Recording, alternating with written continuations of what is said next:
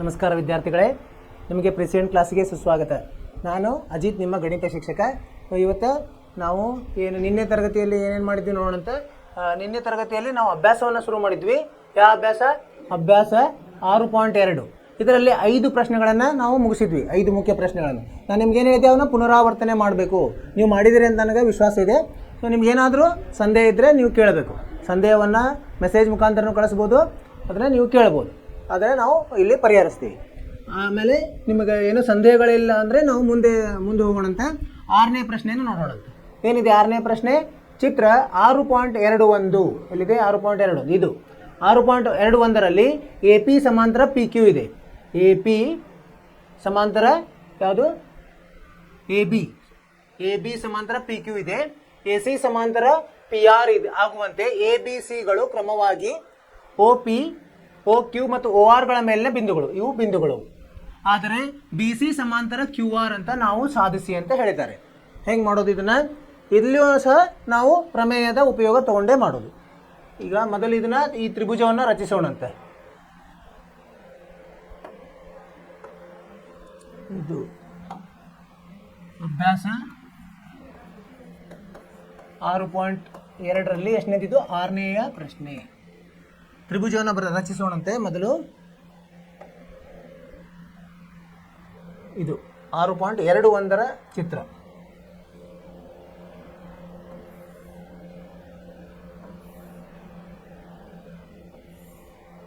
ಹೀಗಿದೆ. ಆಮೇಲೆ ಏನು ಮಾಡಿದ್ದಾರೆ ಅವರು? ಇಲ್ಲಿಂದ ಒಂದು ಇಲ್ಲಿವರೆಗೆ ಈ ಥರ ತ್ರಿಭುಜವನ್ನು ರಚಿಸಿ, ಇಲ್ಲಿ ಬಿಂದುಗಳು, ಇಲ್ಲಿ ಒಂದು ಬಿಂದು ಇದೆ, ಇದು ಯಾವುದು? ಎ ಬಿಂದು. ಇಲ್ಲಿಂದ ಇದಕ್ಕೆ ಸಮಾಂತರ ಒಂದು, ಆಮೇಲೆ ಇಲ್ಲಿಂದ ಇಲ್ಲಿಗೆ ಒಂದು ಬಿಂದು, ಇಲ್ಲಿಂದ ಇಲ್ಲಿಗೆ ಒಂದು ಬಿಂದು ಇದೆ. ಈ ಥರ ಇದೆ. ಇಲ್ಲಿ ಹೆಸರನ್ನು ಕೊಡೋಣಂತೆ. ಇದು ಮಧ್ಯದ್ದು ಓ ಆಗ್ತದೆ, ಓ ಅಂತ ಕೊಟ್ಟಿದ್ದಾರೆ. ಇದು ಪಿ, ಕ್ಯೂ ಮತ್ತು ಇದು ಆರ್. ಮತ್ತು ಎ ಬಿ ಸಿ ಬಿಂದುಗಳು ಇಲ್ಲಿದೆ. ಇದು ಎ, ಇದು ಬಿ, ಇದು ಸಿ. ಈ ಥರ ಚಿತ್ರ ಇದೆ. ಏನಂತ ಹೇಳಿದ್ದಾರೆ ಇಲ್ಲಿ? ಎ ಬಿ ಸಮಾಂತರ ಪಿ ಕ್ಯೂ ಕೊಟ್ಟಿದ್ದಾರೆ. ಎ ಬಿ ಸಮಾಂತರ ಪಿ ಕ್ಯೂ ಅಂತ ಕೊಟ್ಟಿದ್ದಾರೆ. ಯಾವುದು? ಎ ಬಿ ಸಮಾಂತರ ಪಿ ಕ್ಯೂ. ಇದು ಮತ್ತು ಇದು ಸಮಾಂತರ ಅಂತ ಹೇಳಿದ್ದಾರೆ. ಆಮೇಲೆ ಎ ಸಿ ಸಮಾಂತರ ಪಿ ಆರ್ ಅಂತ ಹೇಳಿದ್ದಾರೆ. ಪಿ ಆರ್ ಇದು ಯಾವುದು? ಇಲ್ಲಿ ಈ ದಿಕ್ಕಿನಲ್ಲಿ ಮಾಡೋಣ, ಇದಕ್ಕೆ ಮಾತ್ರ ಸಂಬಂಧ ಅಂತ ಈ ಥರ ಮಾಡೋಣ ಅಲ್ವಾ? ಎ ಬಿ ಸಮಾಂತರ ಪಿ ಕ್ಯೂ ಮತ್ತು ಎ ಸಿ ಸಮಾಂತರ ಪಿ ಆರ್ ಅಂತ ಕೊಟ್ಟಿದ್ದಾರೆ. ಸರಿ. ಆಮೇಲೆ ಏನು ಹೇಳಿದ್ದಾರೆ? ನಾವೇನು ಸಾಧಿಸಬೇಕು? ಇದು ಕೊಟ್ಟಿರೋದು ದತ್ತ. ಆಮೇಲೆ ನಾವು ಸಾಧಿಸಬೇಕಾಗಿದ್ದೇನು? ಆಮೇಲೆ ಇವು ಒ ಪಿ, ಒ ಕ್ಯೂ, ಒ ಆರ್ಗಳ ಮೇಲಿನ ಬಿಂದುಗಳು. ಎ ಬಿ ಸಿ ಅದರ ಮೇಲಿಂದ ಒ ಪಿ, ಒ ಕ್ಯೂ ಮತ್ತು ಒ ಆರ್ ಮೇಲಿನ ಬಿಂದುಗಳು. ಆಮೇಲೆ ನಾವು ಸಾಧಿಸಬೇಕೇನಪ್ಪ ಅಂದರೆ ಬಿ ಸಿ ಸಮಾಂತರ ಪಿ ಕ್ಯೂ ಆರ್ ಅಂತ ಸಾಧಿಸಬೇಕು. ಕ್ಯೂ ಆರ್ ಎಂದು ಸಾಧಿಸಿ ಅಥವಾ ತೋರಿಸಿ, ಎರಡು ಒಂದೇ. ಹೆಂಗೆ ಮಾಡೋದು ನೋಡೋಣ. ಈಗ ಇವು ಎರಡು ಸಮಾಂತರ ರೇಖೆಗಳೆಲ್ಲ ಇದರ ಯಾವ ತ್ರಿಭುಜದಲ್ಲಿ ಇದಾವಲ್ಲ, ಅಲ್ಲಿ ಮತ್ತೆ 3 ತ್ರಿಭುಜ, ಒಂದು ದೊಡ್ಡ ತ್ರಿಭುಜದಲ್ಲಿ 3 ತ್ರಿಭುಜ ಇದೆ. ಅದನ್ನು ತಗೊಳ್ಳೋಣ, ಪರಿಹಾರ ನೋಡೋಣಂತೆ ಅಥವಾ ಸಾಧನೆ ಅಂತ ಬರೆಯೋಣ. ಸಾಧನೆ ಮೊದಲು ಯಾವ? ಎ ಬಿ ಸಮಾಂತರ ಪಿ ಕ್ಯೂ ಯಾವ ತ್ರಿಭುಜದಲ್ಲಿದೆ? ಅದು ಯಾವುದರಲ್ಲಿದೆ ಅಂದರೆ ಪಿ ಒ ಕ್ಯೂದಲ್ಲಿದೆ. ತ್ರಿಭುಜ P O Q. P O ಕ್ಯೂದಲ್ಲಿ ಏನಿದೆ? ಇಲ್ಲಿ ಅವ್ರು ಕೊಟ್ಟಿದ್ದಾರೆ ಎ ಬಿ ಸಮಾಂತರ ಪಿ ಕ್ಯೂ. ಎ ಬಿ ಸಮಾಂತರ ಪಿ ಕ್ಯೂ ಅಂತ ಕೊಟ್ಟಿದ್ದಾರೆ. ಸೊ ಹಾಗಾದರೆ ಯಾವಾಗ ಒಂದು ತ್ರಿಭುಜದಲ್ಲಿ ಒಂದು ಈಗ 2 ಗೆರೆಗಳು ಸಮಾಂತರ ಇದ್ದರೆ ಏನಂತ ನಾವು ಕಲ್ತಿದ್ದೀವಿ? ಪ್ರಮೇಯ 6.2ರ ಪ್ರಕಾರ ಅದರ ಅನುರೂಪ ಭಾವಗಳು ಹೇಗಿರ್ತವೆ? ಸಮಾನುಪಾತದಲ್ಲಿ ಇರ್ತದೆ. ಆದ್ದರಿಂದ ಯಾವ್ಯಾವು? ಪಿ ಎ ಭಾಗಲಬ್ಧ ಪಿ ಒ ಸಮ ಏನಾಗ್ತದೆ? ಪಿ ಎ ಭಾಗಲಬ್ಧ ಪಿ ಒ ಸಮ ಏನಾಗ್ತದೆ? ಒ ಬಿ ಭಾಗಲಬ್ಧ ಪಿ ಎ ತೊಗೊಂಡಿದ್ರೆ ಕ್ಯೂ ಬಿ ತೊಗೋಬೇಕು. ಕ್ಯೂ ಬಿ ಭಾಗಲಬ್ಧ ಕ್ಯೂ ಬಿ ಒ ಆಗ್ತದೆ. ಹೌದು? ಇಲ್ಲಿ ನೋಡಿ, ಈ ಗೆರೆ ಇದಕ್ಕೆ ಸಮಾಂತರ ಇದ್ದರೆ ಇದು ಮತ್ತು ಪಿ ಎ ಸಮಾಂತರ ಎ ಒ, ಇದು ಒಂದು ಅನುಪಾತ. ಎದಕ್ಕೆ ಸಮ ಆಗ್ತದೆ? ಕ್ಯೂ ಬಿ ಅನುಪಾತ ಬಿ ಓಕ್ ಆಗ್ತದೆ. ಇದು ಒಂದಂತ ಹೇಳೋಣ, ಸರಿನಾ? ಈಗ ಇನ್ನೊಂದು ಸಮಾಂತರ ಕೊಟ್ಟಿದ್ದಾರೆ, ಎ ಸಿ ಸಮಾಂತರ ಪಿ ಆರ್. ಹೇಳಿದ್ರು ಎ ಸಿ ಸಮಾಂತರ ಪಿ ಆರ್ ಯಾವ ತ್ರಿಭುಜದಲ್ಲಿ ಬರ್ತದೆ? ಅದು ಪಿ ಒ ಆರ್. ತ್ರಿಭುಜ ಪಿ ಒ ಆರ್ ದಲ್ಲಿ ಏನಾಗಿದೆ? ಇಲ್ಲಿ ಏನು ಕೊಟ್ಟಿದ್ದಾರೆ ಅವರು? ಇದು ದತ್ತ ಅಂತ ಬರೆಯೋಣ. ಎ ಸಿ ಸಮಾಂತರ ಪಿ ಆರ್ ಅಂತ ಕೊಟ್ಟಿದ್ದಾರೆ, ಇದು ದತ್ತ. ಹಾಗಾದ್ರೆ ಇಲ್ಲಿ ಏನು ಪ್ರಮೇಯ ಎರಡರ ಪ್ರಕಾರ ಏನಾಗ್ತದೆ? ಪಿ ಎ ಭಾಗಲಬ್ಧ ಪಿ ಒ ಸಮ ಪಿ ಎ ಭಾಗಲಬ್ಧ ಪಿ ಒ ಅಲ್ಲ ಎ ಒ. ಪಿ ಎ ಭಾಗಲಬ್ಧ ಎ ಒ. ಪಿ ಎ ಭಾಗಲಬ್ಧ ಎ ಒ ಸಮ ಎದಕ್ಕಾಗ್ತದೆ? ಆರ್ ಸಿ ಅಥವಾ ಸಿ ಆರ್ ಭಾಗಲಬ್ಧ ಒ ಸಿ ಆಗ್ತದೆ. ಇದಕ್ಕೆ ಎರಡು ನೋಡಂತೆ. ಈಗ ನೋಡಿ, ಇಲ್ಲಿಯೂ ಪಿ ಎ ಭಾಗಲಬ್ಧ ಪಿ ಒ ಇದೆ, ಇಲ್ಲಿ ಪಿ ಎ ಭಾಗಲಬ್ಧ ಎ ಒ ಬರೀಬೇಕಾಯ್ತು. ನಾವು ಇಲ್ಲಿ ತಪ್ಪಿದೆ. ಪಿ ಎ ಭಾಗಲಬ್ಧ ಎ ಒ ಸಮ ಕ್ಯೂ ಬಿ ಭಾಗಲಬ್ಧ ಬಿ ಒ. ಸೊ ಇಲ್ಲಿ ಏನು ಎರಡೂದರಲ್ಲಿ ಪಿ ಎ ಭಾಗಲಬ್ಧ ಎ ಒ ಸಾಮಾನ್ಯವಾಗಿದೆ. ಆದ್ದರಿಂದ ಈಗೇನು ಮಾಡ್ಬೋದು? ನಾವು ಇದಕ್ಕೆ ಸಮ ಮಾಡ್ಕೋಬೋದು. 1:2 ಅಂತ ಹೇಳ್ಬೋದು. 1:2 ಮಾಡಿದಾಗ ಏನಾಗ್ತದೆ? ಇದು ಎಡಭಾಗ ಸಮ ಎಡಭಾಗ, ಬಲಭಾಗ ಸಮ ಬಲಭಾಗ ಮಾಡಿ. ಎಡಭಾಗ ಎರಡು ಒಂದೇ ಇರೋದ್ರಿಂದ ಏನು ಬರ್ತದೆ? ಅದು ಕ್ಯೂ ಬಿ ಭಾಗಲಬ್ಧ ಬಿ ಒ ಸಮ ಆರ್ ಸಿ ಭಾಗಲಬ್ಧ ಒ ಸಿ ಆಯಿತು. ಎಲ್ಲಿದೆ ಇದು? ಕ್ಯೂ ಬಿ ಭಾಗಲಬ್ಧ ಒ ಬಿ ಸರಿ ಸಮ ಆರ್ ಸಿ ಭಾಗಲಬ್ಧ ಒ ಸಿ ಆಯಿತು. ಈಗ ಈ ತ್ರಿಭುಜವನ್ನು ನೋಡಿ. ಈಗ ತ್ರಿಭುಜ ಇಲ್ಲಿ ಬರೀತೀನಿ. ತ್ರಿಭುಜ ಕ್ಯೂ ಒ ಆರ್ ಅಥವಾ ಆರ್ ಒ ಕ್ಯೂ ಒ ಆರ್ದಲ್ಲಿ ಏನಂತ ಸಾಧಿಸಿದ್ವಿ ನಾವು? ಇಲ್ಲಿ 3 ಅಂತ ಬರೋಣಂತೆ. ಏನಂತ ಸಾಧಿಸಿದ್ವಿ? 3ರಲ್ಲಿ ಕ್ಯೂ ಬಿ ಭಾಗಲಬ್ಧ ಬಿ ಒ ಸಮ ಆರ್ ಸಿ ಭಾಗಲಬ್ಧ ಒ ಸಿ. ಇಲ್ಲಿ 3ರಲ್ಲಿ ಸಾಧಿಸಿದ್ವಿ ನಾವು, ಸರಿನಾ? ಸೊ ಇದರ ಉಪಯೋಗ ತಗೋಬೋದು ನಾವು ಯಾವಾಗ? ಇವು ಎರಡು ಪ್ರಮೇಯ 1ರ ಪ್ರಕಾರ ಏನು? ಪ್ರಮೇಯ 6.1ರ ಪ್ರಕಾರ ಯಾವಾಗ ಒಂದು ಗೆರೆಯು ಸಮಾನುಪಾತದಲ್ಲಿ ಇದನ್ನು ಎರಡು ಬಾಹುಗಳನ್ನು ಛೇದಿಸ್ತದೆ ಅಂದರೆ ಏನು? ಆ ಬಾಹು 3ನೇ ಬಾಹುಗೆ ಏನಿರ್ತದೆ? ಸಮಾಂತರ ಇರ್ತದೆ. ಆದ್ದರಿಂದ ಬಿ ಸಿ ಸಮಾಂತರ ಕ್ಯೂ ಆರ್ ಆಗ್ತದೆ. ಇದು ಅದರ ಪ್ರಕಾರ ಪ್ರಮೇಯ 6.1ರ ಪ್ರಕಾರ. ಅವ್ರು ಅದೇ ಹೇಳಿದ್ರಲ್ಲ, ಸಾಧಿಸ್ಲಿಕ್ಕೆ ಇಲ್ಲಿ ಸಾಧಿಸಿದ್ವಿ. ಅರ್ಥವಾಯ್ತು ವಿದ್ಯಾರ್ಥಿಗಳೇ? ಏನು ಮಾಡಿದ್ವಿ ನಾವು? ಮೊದಲು ಯಾವ ಅಲ್ಲಿ ಸಮಾಂತರ ಅಂತ ಅವರು ಕೊಟ್ಟಿದ್ದಾರೆ ಅದನ್ನು ಉಪಯೋಗಿಸಿ ಆ ತ್ರಿಭುಜದಲ್ಲಿ ಯಾವ ಅನುಪಾತಗಳನ್ನು ಅನುರೂಪ ಬಾಹುಗಳ ಅನುಪಾತವನ್ನು ಕಂಡುಹಿಡಿದ್ವಿ. ಸೊ ಇಲ್ಲೇನಾಯ್ತು? ಎರಡು ತ್ರಿಭುಜಗಳನ್ನು ಅದರಲ್ಲಿ ಸಾಮಾನ್ಯ ಒಂದು ಬಂತು, ಯಾವುದು? ಪಿ ಎ ಭಾಗಲಬ್ಧ ಎ ಒ. ಅದನ್ನು ನಾವು ಉಪಯೋಗಿಸಿ ಒಂದಕ್ಕೆ 1 ಮತ್ತು ಇದು 1, 2 ಅಂತ ಹೆಸರು ಕೊಟ್ವಿ. ಅವೆರಡು ಸಮ ಆದವು. ಅವು ಸಮ ಆದ ತಕ್ಷಣ ನಾವು ಏನು ಬಂತು? ನಮಗೆ 3ನೇ ತ್ರಿಭುಜದ ಬಾಹುಗಳು, ಅನುರೂಪ ಬಾಹುಗಳು ಸಮಾಂತರವಾಗಿ ಬಂದು. ಸೊ ಸಮಾಂತರವಾಗಿ ಬಂದಿದ್ದಕ್ಕೆ ನಾವೇನು ಸಮಾನುಪಾತದಲ್ಲಿ ಬಂದು. ಅವು ಸಮಾನುಪಾತದಲ್ಲಿ ಬಂದರೆ ಏನರ್ಥ? ಆ ಬಿ ಸಿ ಏನು ಛೇದಿಸ್ತದಲ್ಲ ಮತ್ತು ಒ ಕ್ಯೂ ಮತ್ತು ಒ ಆರ್ ಅನ್ನು, ಅದು ಕ್ಯೂ ಆರ್ಗೆ ಸಮಾಂತರ ಇದೆ ಅಂತೇಳಿ ನಾವು ಪ್ರಮೇಯ 6.1ರಲ್ಲಿ ಕಲ್ತಿದ್ವಿ. ಅದರ ಉಪಯೋಗ ತಗೊಂಡು ನಾವು ಇದನ್ನು ಸಾಧಿಸಿದ್ವಿ. ನಿಮ್ಗೆ ಅರ್ಥವಾಯಿತು ಅಂತ ತಿಳ್ಕೊಂಡೇನು ವಿದ್ಯಾರ್ಥಿಗಳೇ? ಇದನ್ನು ಏನು ಮಾಡ್ಬೇಕು? ನೀವು ಜಾಸ್ತಿ ಸದೇ ಪುನರಾವರ್ತನೆ ಮಾಡಬೇಕು. ಯಾಕಂದರೆ ಒಮ್ಮೆ ಗೊತ್ತಾಗಲ್ಲ ಇದು. ನಾವು ಇದನ್ನು ಪ್ರಾಕ್ಟೀಸ್ ಮಾಡೋದು, ಜಾಸ್ತಿ ಪ್ರಾಕ್ಟೀಸ್ ಮಾಡ್ತಾ ಮಾಡ್ತಾ ಮಾಡ್ತಾ ನಮಗೆ ಅರ್ಥ ಆಗ್ತದೆ. ಇದು ಪ್ರಮೇಯದ ಉಪಯೋಗ ತಗೊಂಡಿವಿ ನಾವು. ಮುಂದಿನ ಪ್ರಶ್ನೆಗೆ ಹೋಗೋಣಂತೆ. 7ನೇ ಪ್ರಶ್ನೆ ಏನಂತಿದೆ ಓದೋಣಂತೆ. ತ್ರಿಭುಜದ ಒಂದು ಬಾಹುವಿನ ಮಧ್ಯ ಬಿಂದುವಿನಿಂದ ಮತ್ತೊಂದು ಬಾಹುವಿನ ಸಮಾಂತರವಾಗಿ ಎಳೆದ ಸರಳ ರೇಖೆಯು ಅದರ 3ನೇ ಬಾಹುವನ್ನು ಅರ್ಧಿಸುತ್ತದೆ ಎಂದು ಪ್ರಮೇಯ. ಇದು ಯಾವಾಗ? 9ನೇ ತರಗತಿಯಲ್ಲಿ ಓದಿದ್ದೀವಿ ನಾವು. ಅದನ್ನ ಇಲ್ಲಿ ನಾವು ಸಾಧಿಸಬೇಕು. ಹೆಂಗೆ ಸಾಧಿಸೋದು ನೋಡೋಣ. ನಾವು ಏನು ಮಾಡಬೇಕೀಗ? ತ್ರಿಭುಜವನ್ನು ರಚಿಸಬೇಕು. ಈ ಥರ ತ್ರಿಭುಜ. ಆಮೇಲೆ ಇದಕ್ಕೆ ಹೆಸರು ಕೊಡೋಣಂತೆ ಎ ಬಿ ಸಿ. ಸರಿನಾ? ಅವ್ರೇನು ಹೇಳಿದ್ದಾರೆ? ತ್ರಿಭುಜದ ಒಂದು ಬಾಹುವಿನ ಮಧ್ಯಬಿಂದುವಿನಿಂದ ಅಂದರೆ ಎ ಬಿಯ ಮಧ್ಯಬಿಂದು ಒಂದು ಬರೆಯೋಣಂತಿಲ್ಲಿ. A ಬಿಯ Madhyabindu ಅದಕ್ಕೇನಂತ ಹೇಳೋಣಂತೆ? ಇ ಅಂತ ಹೇಳೋಣಂತೆ. ಇಲ್ಲಿಂದ ಎಳೆದ ಗೆರೆಯು ಸರಳ ರೇಖೆಯು ಅದರ 3ನೇ ಬಾಹುವನ್ನು ಅರ್ಧಿಸುತ್ತದೆ. ಅಂದರೆ ಇಲ್ಲಿ ಈ 3ನೇ ಬಾಹು ಇದು ಆಯಿತು. ಇದನ್ನು ಒಂದು ಇಲ್ಲಿ ಗೆರೆಯನ್ನು ಹೇಳೋಣಂತೆ ಈ ಥರ. ಇದಕ್ಕೆ ಎಫ್ ಅಂತ ಕೊಡೋಣ.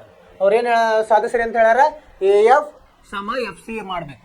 ಯಾವಾಗ ಇದು ಸಮಾಂತರವಾಗಿದೆ, ಯಾವುದು ಅವ್ರು ಕೊಟ್ಟಿದ್ದಾರೆ ಇ ಎಫ್ ಸಮಾಂತರ ಬಿ ಸಿ ಮತ್ತು ಇ ಬಿ ಸಮ ಎ ಬಿ ಇದೆ ಅಂದರೆ ನಾವೇನು ಮಾಡಬೇಕು, ಎ ಎಫ್ ಸಮ ಎಫ್ ಸಿ ಮಾಡ್ಕೋಬೇಕು. ಹೆಂಗೆ ಮಾಡೋದು ನೋಡೋಣಂತೆ. ಈಗ ಏನಂತಿದೆ, ಈಗ ಇಲ್ಲಿ ಎರಡು ತ್ರಿಭುಜಗಳನ್ನು ನೋಡೋಣಂತೆ. ಅಥವಾ ಯಾವ ತ್ರಿಭುಜ ಕೊಟ್ಟಿದ್ದನ್ನು ಬರ್ಕೊಂಬೋಣ. ಮೊದಲು ತ್ರಿಭುಜದ ಒಂದು ಭಾವನ ಮತ್ತೊಂದು ಭಾವಕ್ಕೆ ಸಮಾಂತರವಾಗಿ ಹೇಳಿದ ಅಂದ್ರೆ ಏನು ಕೊಟ್ಟಿದ್ದಾರೆ, ಇಲ್ಲಿ ಎ ಸಮ ಇ ಬಿ ಅಂತ ಕೊಟ್ಟಿದ್ದಾರೆ. ಆಮೇಲೆ B F E F E F ಸಮಾಂತರ ಬಿ ಸಿ ಅಂತ ಕೊಟ್ಟಿದ್ದಾರೆ. ಇವು ಕೊಟ್ಟಿರೋದು ದತ್ತ. ಏನು ನಮಗೆ ಸಾಧಿಸ್ಲಿಕ್ಕೆ ಹೇಳಿದ್ದಾರೆ, ಎ ಎಫ್ ಸಮ ಎಫ್ ಸಿ ಎಂದು ಸಾಧಿಸಿ ಅಂತ ಹೇಳಿದ್ದಾರೆ.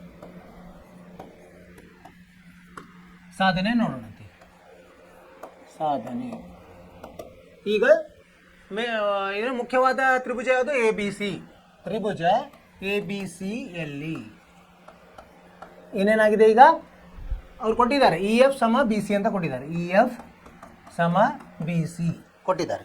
ಆದ್ದರಿಂದ ಇದೇನೋ ಪ್ರಮೇಯ 6.1 ಪ್ರಕಾರ ಏನಾಗ್ತದೆ, ಯಾವಾಗ ಇ ಎಫ್ ಸಮ ಬಿ ಸಿ ಇದ್ದಾಗ ತ್ರಿಭುಜದಲ್ಲಿ ಪ್ರಮೇಯ 6.1 ಪ್ರಕಾರ ಎ ಭಾಗಲಬ್ಧ ಅನುರೂಪ ಬಾಹುಗಳು ಸಮಾನುಪಾತದಲ್ಲಿ ಇರ್ತದೆ. ಇ ಬಿ ಸಮ ಎ ಎಫ್ ಭಾಗಲಬ್ಧ ಎಫ್ ಸಿ ಇರ್ತದೆ. ಇದು ಯಾವುದು ಪ್ರಮೇಯ,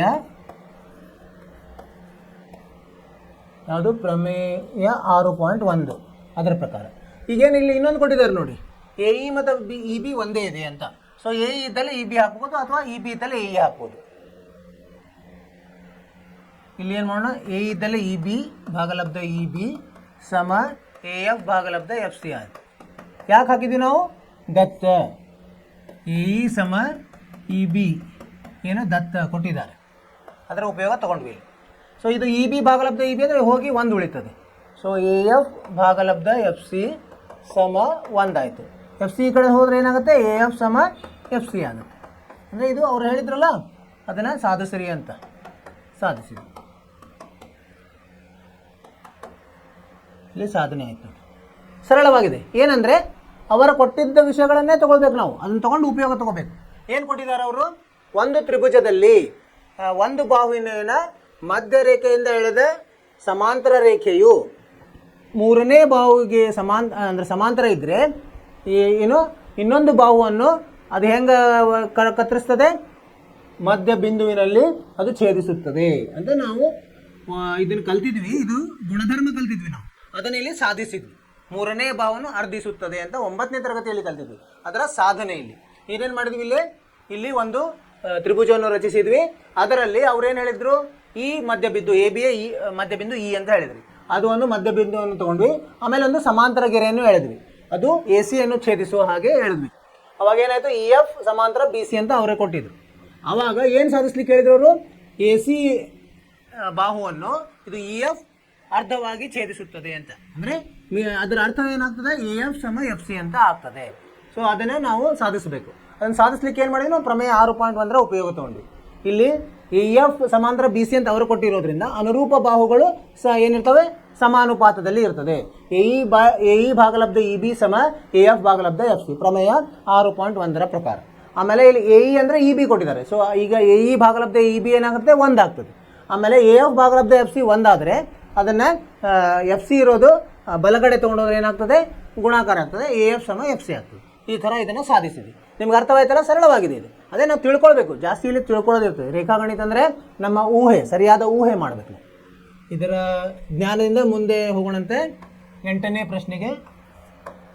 8ನೇ ಪ್ರಶ್ನೆ ಏನಿದೆ, ತ್ರಿಭುಜದ ಯಾವುದಾದರೂ 2 ಬಾಹುಗಳ ಮಧ್ಯ ಬಿಂದುಗಳನ್ನು ಸೇರಿಸುವ ರೇಖೆಯು 3ನೇ ಬಾಹುವಿಗೆ ಸಮಾಂತರವಾಗುತ್ತದೆ. ಅಂದರೆ ಅದೇನು ನಾವು 7ನೇದು ಮಾಡಿದ್ವೋ ಅದರ ವಿಲೋಮ ಇದು. ಅದನ್ನು ಮಾಡ್ರಿ, ಅದನ್ನು ಸಾಧಿಸ್ರಿ ಅಂತ ಹೇಳ್ತಾರೆ. ಇದನ್ನು ಸಹ 9ನೇ ತರಗತಿಯಲ್ಲಿದೆ ಈ ಪ್ರಮೇಯ 8.8. ಅದನ್ನು ನಾವಿಲ್ಲಿ ಸಾಧಿಸ್ತೀವಿ. ಮೊದಲೇನು ಮಾಡೋದು, ಒಂದು ತ್ರಿಭುಜವನ್ನು ರಚಿಸೋಣಂತೆ. ಈ ಥರ ತ್ರಿಭುಜ ರಚಿಸಿದ್ವಿ. ಏನು ಹೇಳಿದ್ದಾರೆ ಅವರು, ತ್ರಿಭುಜದ ಯಾವುದಾದರೂ 2 ಬಾಹುಗಳ ಮಧ್ಯಬಿಂದು, ಅಂದರೆ ಮಧ್ಯಬಿಂದು ಕೊಟ್ಟುಬಿಟ್ಟಿದ್ದಾರೆ ಅವರು. ಯಾವ್ಯಾವು, ಇದಕ್ಕೊಂದು ಮಧ್ಯಬಿಂದು, ಇದಕ್ಕೊಂದು ಮಧ್ಯಬಿಂದು. ಇದು ಎ, ಇದು ಬಿ, ಇದು ಸಿ, ಇದು ಇ, ಇದು ಎಫ್. ಇವು ಎರಡನ್ನು ಮಧ್ಯಬಿಂದುಗಳನ್ನು ಸೇರಿಸುವ ರೇಖೆಯು ಇಲ್ಲಿ ನೀವು ಸೇರಿಸಿದ್ರಂದ್ರೆ ತ್ರಿಭುಜದ ಯಾವುದಾದ್ರೂ ಎರಡು ಬಾಹುಗಳ ಮಧ್ಯಬಿಂದುಗಳನ್ನು ಸೇರಿಸುವ ರೇಖೆಯು ಮೂರನೇ ಬಾಹುಗೆ ಸಮಾಂತರ. ಅಂದ್ರೆ ಅವ್ರು ಏನು ಕೊಟ್ಟಿದ್ದಾರೆ ಅದನ್ನು ಬರ್ಕೊಂಬಿಡ. ಇಲ್ಲಿ ಎ ಇ ಸಮ ಇ ಬಿ ಅಂತ ಕೊಟ್ಟಿದ್ದಾರೆ ಮತ್ತು ಎ ಎಫ್ ಸಮ ಎಫ್ ಸಿ ಅಂತ ಕೊಟ್ಟಿದ್ದಾರೆ. ಇದು ದತ್ತ. ಸಾಧಿಸ್ಲಿಕ್ಕೆ ಏನು ಹೇಳಿದ್ದಾರೆ ಅವರು? ಇ ಎಫ್ ಸಮಾಂತರ ಬಿ ಸಿ ಅಂತ ಸಾಧಿಸಿ ಅಂತ ಹೇಳಿದ್ದಾರೆ. ಈಗೂ ನಾವು ಪ್ರಮೇಯದನ್ನ ಉಪಯೋಗ ತಗೋಬೇಕು. ಸಾಧನೆ ಏನಂತ ಮಾಡೋದು? ಮೊದಲು ಏನು ಕೊಟ್ಟಿದ್ದಾರೆ? ಇಲ್ಲಿ ಒಂದು ತ್ರಿಭುಜ ಇದೆ. ತ್ರಿಭುಜ ಎ ಬಿ ಸಿಯಲ್ಲಿ ಈಗ ನಾವು ಇದನ್ನ ಬೇರೆ ಬೇರೆ ತೊಗೊಂಬಿಡಂತೆ. ಏನು? ಅದರ ಅನುರೂಪ ಬಾಹುಗಳ ಅನುಪಾತ ತೊಗೊಂಬಿಡಂತೆ. ಅದನ್ನು ನಾವೀಗ ಸಮಾಂತರ ನಮ್ಗೆ ಗೊತ್ತಿಲ್ಲ ಅದು. ಅದಕ್ಕೆ ಎ ಇ ಭಾಗಲಬ್ಧ ಇ ಬಿ ಏನಾಗುತ್ತೆ ನೋಡಿ. ಎರಡೂ ಸಮ ಇದೆ. ಎ ಇನೂ ಸಮ ಇದೆ, ಇ ಬಿನೂ ಸಮ ಆಗ್ತದೆ. ಅಂದರೆ ಎ ಇ ಭಾಗಲಬ್ಧ ಎ ಇ ಆಗುತ್ತೆ, ಇ ಬಿ ಇದ್ದಲ್ಲಿ ಎ ಹಾಕಿದ್ರೆ ಏನಾಗುತ್ತೆ? 1 ಬರ್ತದೆ ಅಲ್ವಾ? ಇದು 1. ಆಮೇಲೆ ಇನ್ನೊಂದು ಏನಿದೆ? ಎ ಎಫ್ ಭಾಗಲಬ್ಧ ಎಫ್ ಸಿ ತೊಗೊಂಡಂತೆ. ಎ ಎಫ್ ಭಾಗಲಬ್ಧ ಎಫ್ ಸಿ ಎರಡೂ ಒಂದೇ ಅಂತ ಕೊಟ್ಟಿದ್ದಾರಲ್ಲ. ಎ ಎಫ್ ಇದ್ದಲ್ಲಿ ಎಫ್ ಸಿ ಆಗ್ಬೋದು ಅಥವಾ ಎಫ್ ಸಿ ಇದ್ದಲ್ಲಿ ಎ ಎಫ್ ಆಗ್ಬೋದು. ಇಲ್ಲಿ ಎ ಎಫ್ ಭಾಗಲಬ್ಧ ಎ ಎಫ್ ಆಗುತ್ತೆ ಇದು. ಯಾಕಂದರೆ ಇಲ್ಲಿ ಏನು, ಇಲ್ಲಿ ದತ್ತ ಏನು ಕೊಟ್ಟಿದ್ದಾರೆ? ಇಲ್ಲಿ ದತ್ತ ಎ ಇ ಸಮ ಇ ಬಿ ಅಂತ ಕೊಟ್ಟಿದ್ದಾರೆ. ಮಧ್ಯಬಿಂದು ಅಂತ ಕೊಟ್ಟಿದ್ದಾರಲ್ಲ, ಅದರ ಉಪಯೋಗ ತೊಗೊಂಡು ಇಲ್ಲೂ ಏನು ಕೊಟ್ಟಿದ್ದಾರೆ? ದತ್ತ ಎ ಎಫ್ ಸಮ ಎಫ್ ಸಿ, ಎ ಎಫ್ ಸಮ ಎಫ್ ಸಿ ಅಂತ ಅವರೇ ಕೊಟ್ಟಿದ್ದಾರೆ. ಸೊ ಇದೇನಾಯ್ತು? ಇದು 1 ಆಯಿತು. ಇದಕ್ಕೆ 2 ಅಂತ ಹೇಳೋಣಂತೆ. ಎರಡೂ ನೋಡ್ರಿ ಹೇಗಿದೆ? ಎ ಇ ಭಾಗಲಬ್ಧ ಇ ಬಿನೂ 1 ಇದೆ, ಎ ಎಫ್ ಭಾಗಲಬ್ಧ ಎಫ್ ಸಿನೂ 1 ಇದೆ. ಆದ್ದರಿಂದ 1 ಮತ್ತು 2 ಎರಡರ ಪ್ರಕಾರ ಏನು ಮಾಡ್ಬೋದು? ಎರಡನ್ನ ಸಮಗೊಳಿಸ್ಬೋದು. ಎ ಇ ಭಾಗಲಬ್ಧ ಇ ಬಿ ಸಮ ಎ ಎಫ್ ಭಾಗಲಬ್ಧ ಎಫ್ ಸಿ ಆಗ್ತದೆ. ಸೊ ಯಾವಾಗ ಒಂದು ತ್ರಿಭುಜದಲ್ಲಿ ಅನುರೂಪ ಬಾಹುಗಳು ಅಂದರೆ ಸಮಾನುಪಾತದಲ್ಲಿ ಇರ್ತದೆ ಅಂದರೆ ಏನಂತ ಅರ್ಥ ಅದ್ರದ್ದು? ಇ ಎಫ್ ಎಫ್ ಸಿಗೆ ಬಿ ಸಿಗೆ ಸಮಾಂತರವಾಗಿದೆ. ಆದ್ದರಿಂದ ಪ್ರಮೇಯ 6.2ರ ಪ್ರಕಾರ ಇದು ಅದಲ್ಲ. ಏನಂತ ಹೇಳ್ಬೋದು ನಾವು? ಇವು ಅನುರೂಪ ಬಾಹುಗಳು. ಇವು ಎದರದಿದು? ಅನುರೂಪ ಬಾಹುಗಳು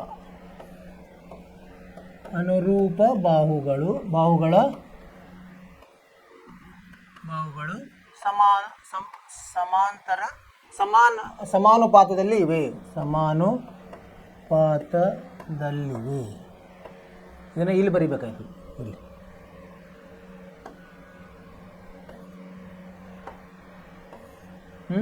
ಇಲ್ಲೇನಾದಂಗೆ ಆಯ್ತಿದ್ದು? ಆದ್ದರಿಂದ ಅನುರೂಪ ಬಾಹುಗಳು ಸಮಾನುಪಾತದಲ್ಲಿವೆ.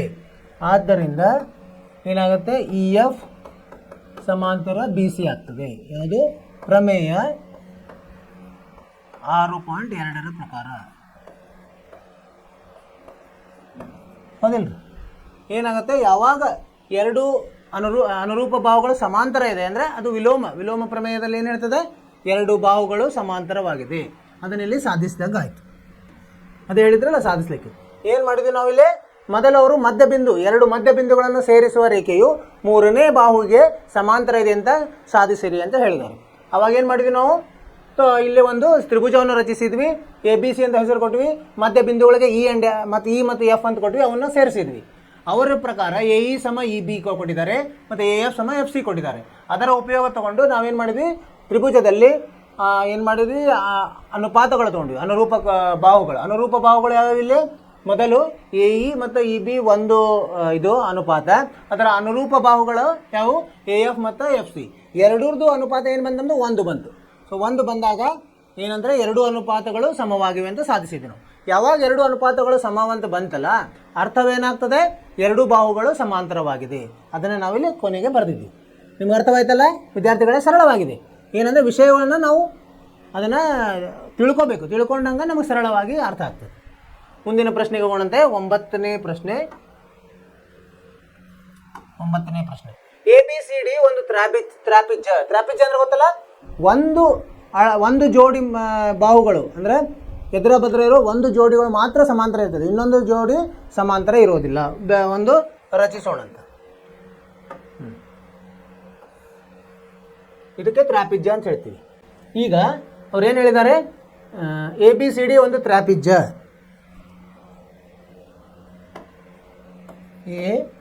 ABCD ಒಂದು ತ್ರಾಪಿಜ್ಯ. ಇದರಲ್ಲಿ AB ಸಮಾಂತರ DC, ಇದು AB ಇದೆಯಲ್ಲ, ಇದು DCಗೆ ಸಮಾಂತರ ಆಗಿದೆ. ಒಂದು ಜೋಡಿ ಅಭಿಮುಖ ಬಾಹುಗಳು AB ಸಮಾಂತರ DC ಅಂತ ಕೊಟ್ಟಿದ್ದಾರೆ. ನಂತರ ಮತ್ತು ಕರ್ಣಗಳು ಪರಸ್ಪರ O ಬಿಂದುವಿನಲ್ಲಿ ಛೇದಿಸುತ್ತವೆ. ಒಂದು ಕರ್ಣ ಅಂದ್ರೇನು, ಅದರ ಮೂಲೆಯಲ್ಲಿರುವ ಬಿಂದುಗಳನ್ನು ಸೇರಿಸಬೇಕು. A ಮತ್ತು C ಅನ್ನು ಸೇರಿಸಬೇಕು, ಮತ್ತೆ B ಮತ್ತು D ಅನ್ನು ಸೇರಿಸಬೇಕು. ಸರಿನಾ? ಇಲ್ಲಿ ಎಲ್ಲಿ ಸೇರ್ತಾವೆ? O ಅಂಬಲ್ಲಿ ಸೇರ್ತವೆ.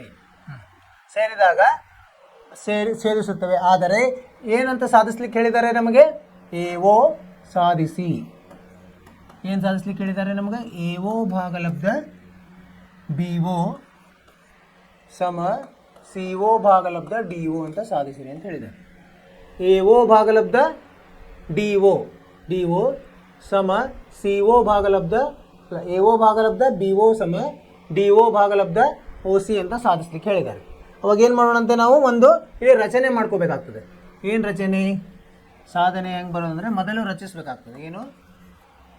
ಇಲ್ಲಿ ಒಂದು EF ಅಂತ ಒಂದು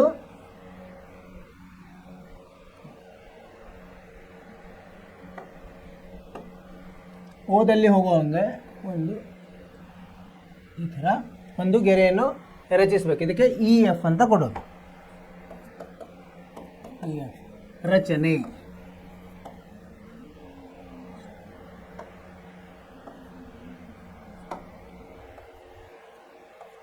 ರಚನೆ ಏನಂತ ಹೇಳೋಣ? ರಚನೆ EF ಸಮಾಂತರ DC ಒಂದು ಗೆರೆಯನ್ನು ನಾವು ರಚಿಸಬೇಕಾಗ್ತದೆ. ಆಮೇಲೆ ಈಗ BCDಯಲ್ಲಿ ನೋಡೋಣ. ಯಾವುದು? BCD ಈ ತ್ರಿಭುಜದಲ್ಲಿ, ತ್ರಿಭುಜ BCDಯಲ್ಲಿ ಏನಾಗ್ತದೆ? ಇಲ್ಲಿ ನಾವೇನು ಮಾಡ್ತೇವೆ? OF ಸಮಾಂತರ ಎದಕ್ಕಿದೆ? OF ಸಮಾಂತರ DCಗಿದೆ ಅಲ್ವಾ? OF ಸಮಾಂತರ DCಗಿದ್ದಾಗ ಏನು ಅರ್ಥ? ಅದು BF ಭಾಗಲಬ್ಧ FC ಅಲ್ವಾ? BF ಭಾಗಲಬ್ಧ FC ಸಮ ಅನುರೂಪ ಬಾಹುಗಳು. ಯಾವುದದು? ಇದು P. ಇದರಲ್ಲಿ ಇದು ಭಾಗಲಬ್ಧ, ಇದು ಎದಕ್ಕೆ ಸಮ ಇರ್ತದೆ? BO ಭಾಗಲಬ್ಧ DOಗೆ ಇರ್ತದೆ. ಹೌದಾ? ನೋಡ್ರಿ, ಈ ತ್ರಿಭುಜದಲ್ಲಿ ಗೆರೆಗಳು ಸಮಾಂತರ. ಇದು ಯಾವುದು? ಪ್ರಮೇಯ 6.1 ಪ್ರಕಾರ OF ಸಮಾಂತರ DC ನಾವು ರಚಿಸಿಕೊಂಡಿವಿ. ಅವಾಗ ಏನಾಗ್ತದೆ? ಆ ತ್ರಿಭುಜದಲ್ಲಿ ಅನುರೂಪ ಬಾಹುಗಳು ಸಮಾನುಪಾತದಲ್ಲಿ ಇರ್ತದೆ.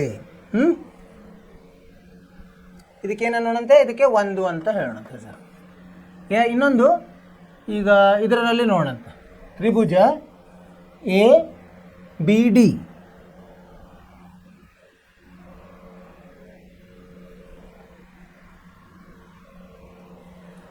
ABCಯಲ್ಲಿ ನೋಡೋಣ. ABC ತ್ರಿಭುಜ ABCಯಲ್ಲಿ ಏನಿದೆ?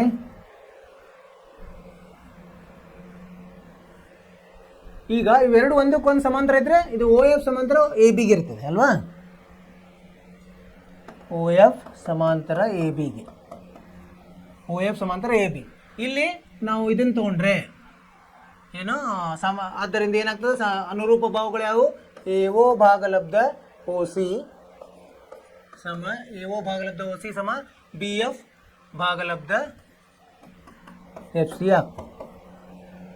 AO ಭಾಗಲಬ್ಧ OC ಸಮ BF ಭಾಗಲಬ್ಧ FC. ಇದು ಎರಡನ್ನು ನೋಡಂತೆ. ಇದು ಪ್ರಮೇಯ, ಇದು ಸಹ 6.1 ರಂಗೇನೆ.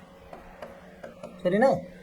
ಒಂದು ಇದು ತ್ರಿಭುಜ ತಗೊಂಡು ಒಂದು ಇದು ತ್ರಿಭುಜ ತಗೊಂಡು ಅಲ್ಲಿ ಎರಡು ಏನಿದಾವೆ? ಎರಡು ಬಾಹುಗಳು ಸಮಾಂತರ ಇದೆ, ಅದರಿಂದ ಅನುರೂಪ ಬಾಹುಗಳು ಸಮಾಂತರವಾಗಿರ್ತದೆ. ಇದರ ಉಪಯೋಗ ತಗೊಂಡು ಇಲ್ಲಿ ನೋಡಿ, ಇಲ್ಲೂ BF ಭಾಗಲಬ್ಧ FC ಇದೆ, ಇಲ್ಲೂ BF ಭಾಗಲಬ್ಧ FC ಇದೆ. ಅದರಿಂದ ಏನಾಗ್ತದೆ? ಈಗ 1 ಮತ್ತು 2ರ ಪ್ರಕಾರ 1 ಮತ್ತು 2ರ ಪ್ರಕಾರ ಏನಾಗ್ತದೆ, ಬಿ ಒ ಭಾಗಲಬ್ಧ ಡಿ ಒ ಸಮ ಎ ಒ ಭಾಗಲಬ್ಧ ಓ ಸಿ ಆಗ್ತದೆ. ಬಿ ಒ ಭಾಗಲಬ್ಧ ಡಿ ಒ ಭಾಗಲಬ್ಧ ಡಿ ಒ ಸಮ ಎ ಒ ಭಾಗಲಬ್ಧ ಓ ಸಿ ಆಗ್ತದೆ. ಅವ್ರೇನು ಹೇಳಿದ್ದಾರೆ, ಈಗೇನು ಮಾಡೋದಿಲ್ಲ, ಈಗ ಎ ಬಿ ಒನ ಕೆಳಗೆ ತಂದುಬಿಡೋದು, ಇದರಲ್ಲಿ ಮೇಲೆ ತೊಗೊಂಡೋದ್ರೆ ಆದ್ದರಿಂದ ಎ ಒ ಭಾಗಲಬ್ಧ ಬಿ ಒ ಸಮ ಇದು ಡಿ ಒ ಮೇಲೆ ಹೋಗ್ತದೆ, ಡಿ ಒ ಭಾಗಲಬ್ಧ ಓ ಸಿ ಆಗ್ತದೆ, ಇಲ್ಲ ಸಿ ಒ ಮೇಲೆ ಹೋಗ್ತದೆ.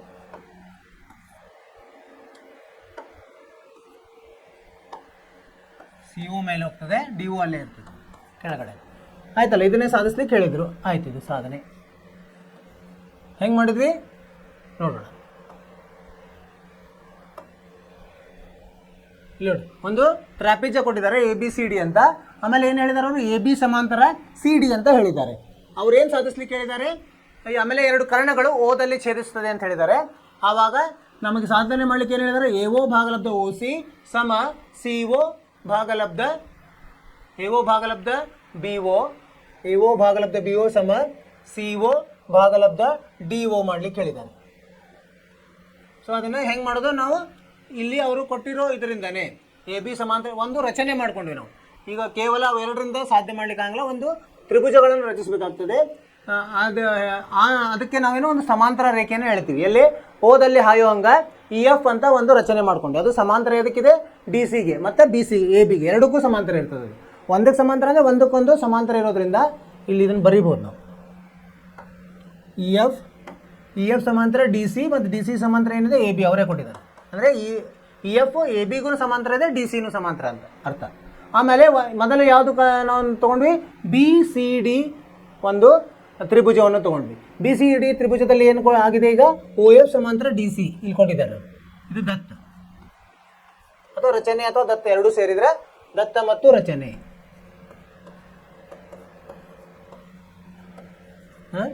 ಅವಾಗ ಏನಾಯಿತು, ಯಾವಾಗ ಎರಡು ಬಾಹುಗಳು ಸಮಾಂತರ ಇರ್ತದೆ, ಅವು ಹೆಂಗೆ ಛೇದಿಸ್ತವೆ, ಅದರ ಅನುರೂಪ ಬಾಹುಗಳು ಸಮಾಂತರವಾಗಿ ಛೇದಿಸ್ತವೆ ಅಂತ ನಾವು ಪ್ರಮೇಯ 6.1ರಲ್ಲಿ ಕಲ್ತಿದ್ವಿ. ಅದರ ಪ್ರಕಾರ ಬಿ ಎಫ್ ಭಾಗಲಬ್ಧ ಎಫ್ ಸಿ ಸಮ ಬಿ ಒ ಭಾಗಲಬ್ಧ ಬಿ ಎಫ್ ಭಾಗಲಬ್ಧ ಎಫ್ ಸಿ ಸಮ ಬಿ ಒ, ಇದು ದೊಡ್ಡ ಇದರಲ್ಲಿ ತ್ರಿಭುಜ ಬಿ ಒ ಭಾಗಲಬ್ಧ ಓ ಡಿ ಆಯಿತು. ಅದರದ್ದು ಒಂದು ಅಂತ ಕೊಟ್ವಿ. ಆಮೇಲೆ ಇನ್ನೊಂದು ತ್ರಿಭುಜವನ್ನು ನೋಡಿದರೆ, ತ್ರಿಭುಜ ಎ ಬಿ ಸಿಯಲ್ಲಿ ಏನಾಗಿದೆ, ಏನಂತ ಕೊಟ್ಟಿದ್ದಾರೆ ಅವರು, ಓ ಎಫ್ ಸಮಾಂತರ ಡಿ ಸಿ ಅಂತ ನಮ್ಗೆ ಗೊತ್ತಿದೆ, ಅದು ದತ್ತ ಅಥವಾ ರಚನೆಯಲ್ಲಿ ಹಂಗಾಗಿದೆ. ಸೊ ಆ ರಚನೆ ಅದನ್ನು ಉಪಯೋಗಿಸಿ ಎ ಒ ಭಾಗಲಬ್ಧ ಓ ಸಿ ಸಮ ಬಿ ಎಫ್ ಭಾಗಲಬ್ಧ ಎಫ್ ಸಿ ಆಗುತ್ತೆ. ಎರಡರಲ್ಲಿ ಸಾಮಾನ್ಯ ಏನಿದೆ, ಬಿ ಎಫ್ ಭಾಗಲಬ್ಧ ಎಫ್ ಸಿ ಇದೆ. ಸೊ ಇವೆರಡನ್ನು ನಾವು ರದ್ದುಗೊಳಿಸಿದರೆ ಏನು ಉಳಿತದೆ, 1 ಮತ್ತು 2ರ ಪ್ರಕಾರ ಬಿ ಒ ಭಾಗಲಬ್ಧ ಡಿ ಒ ಸಮ ಎ ಒ ಭಾಗಲಬ್ಧ ಓ ಸಿ ಆಗ್ತದೆ. ಆಮೇಲೆ ಅದನ್ನು ನಾವು ಮಾರ್ಪಡಿಸಿದೆ, ಮರು ವಿಂಗಡಣೆ ಅಂದರೆ ನಮಗೆ ಅವ್ರು ಹೇಳಿದ ಪ್ರಕಾರ ಎ ಒನ ಬಿ ಓದ್ ಕೆಳಗೆ ಬರಬೇಕು, ಎ ಒನ ಬಿ ಓದ್ ಕೆಳಗೆ ತೊಗೊಂಡ್ವಿ. ಆಮೇಲೆ ಅಥವಾ ಎ ಓದ್ ಕೆಳಗೆ ಬಿ ಓ ಬೇಕು, ಬಿ ಒನ ಎ ಓದ್ ಕೆಳಗೆ ತೊಗೊಂಡ್ವಿ, ಮತ್ತು ಓ ಸಿಯನ್ನು ಡಿ ಓದ್ ಮೇಲೆ ಹೋಗುತ್ತೆ. ಅದು ಏನು ಎಡಗಡೆಯಿಂದ ಬಲಗಡೆ ಹೋದರೆ ಭಾಗಾಕಾರ ಇರೋದು ಗುಣಾಕಾರ ಆಗ್ತದೆ, ಗುಣಾಕಾರ ಇರೋದು ಭಾಗಾಕಾರ. ಅದರ ಉಪಯೋಗ ತೊಗೊಂಡು ಅವರು ಹೇಳಿದ್ದನ್ನು ಸಾಧಿಸಿದ್ವಿ. ಅರ್ಥವಾಯಿತು ವಿದ್ಯಾರ್ಥಿಗಳೇ? ಸರಳವಾಗಿದೆ. ಆದರೆ ನಾವು ಅದನ್ನು ಹೆಂಗೆ ಉಪಯೋಗ ತಗೊಳ್ಳೋದು ಅನ್ನೋದು ತುಂಬ ಮುಖ್ಯವಾಗಿದೆ. ನಿಮಗೇನಾದರೂ ಅರ್ಥವಾಗಿಲ್ಲ ಅಂದರೆ ಏನು ಮಾಡಬೇಕು, ಮೆಸೇಜ್ ಮಾಡಬೇಕು, ನಾವು ಅದಕ್ಕೆ ಪರಿಹಾರ ಕೊಡ್ತೀವಿ. ಮುಂದಿನ ಪ್ರಶ್ನೆ 10ನೇ ಪ್ರಶ್ನೆ ಏನಂತ ಹೇಳಿದ್ದಾರೆ, ಎ ಬಿ ಸಿ ಡಿ ಚತುರ್ಭುಜದಲ್ಲಿ ಎ ಒ ಭಾಗಲಬ್ಧ ಬಿ ಒ ಸಮ ಸಿ ಒ ಭಾಗಲಬ್ಧ ಡಿ ಒ ಆಗುವಂತೆ ಕರ್ಣಗಳು ಪರಸ್ಪರ ಓ ಬಿಂದುವಿನಲ್ಲಿ ಛೇದಿಸಿದೆ. ಆದರೆ ಎ ಬಿ ಸಿ ಡಿ ಒಂದು ತ್ರಾಪಿಜ್ಯ ಎಂದು ಸಾಧಿಸಿರಿ. ಅಂದರೆ ತ್ರಾಪಿಜ್ಯ ಎಂದು ಸಾಧಿಸಬೇಕಂದ್ರೆ ಎರಡು ಅಭಿಮುಖ ಬಾಹುಗಳನ್ನು ನಾವೇನು ಮಾಡೋದು, ಒಂದು ಜೋಡೆ ಅಭಿಮುಖ ಬಾಹುಗಳನ್ನು ಸಮಾಂತರ ಅಂತ ಸಾಧಿಸಬೇಕು. ಮಾಡೋಣ ಅಂತಂದರೆ ಮೊದಲು ಒಂದು ಚತುರ್ಭುಜವನ್ನು ರಚಿಸೋಣಂತೆ. ಅದು ಈ ಥರನೇ ಇರಲಿ.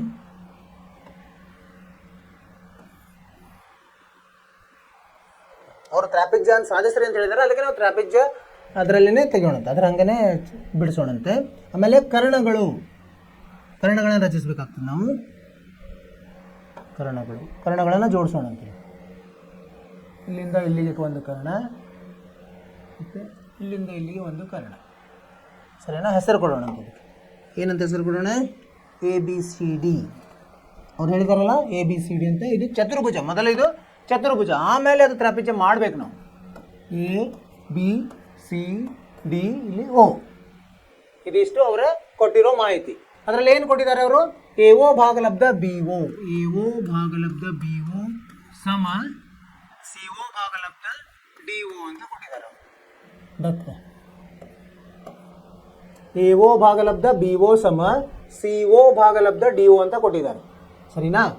ಈಗ ನಾವೇನು ಮಾಡ್ಬೇಕೀಗ? ರಚನೆ ಮಾಡ್ಕೋಬೇಕಾಗ್ತದೆ. ಮತ್ತೆ ಇಲ್ಲಿ ಸಾಧನೆ, ಒಂದು ಸಮಾಂತರ ರೇಖೆಯನ್ನು ಇದಕ್ಕೆ ಯಾವುದು ಡಿ ಸಿಗೆ ಒಂದು ಸಮಾಂತರ ರೇಖೆಯನ್ನು ರಚಿಸಬೇಕಾಗ್ತದೆ.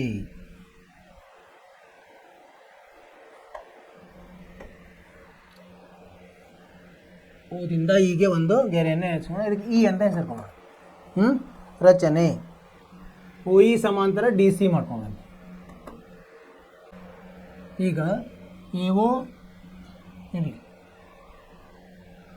ಸಮಾಂತರ ಅಲ್ಲ, ಒಟ್ಟು ಒಂದು ಓ ಇ ಅನ್ನ ಒಂದು ರೇಖೆಯನ್ನು ಬೆಳೆಸೋಣ. ಇದು ಏನು? ಎ ಓ ಭಾಗಲಬ್ಧ ಓ ಸಿ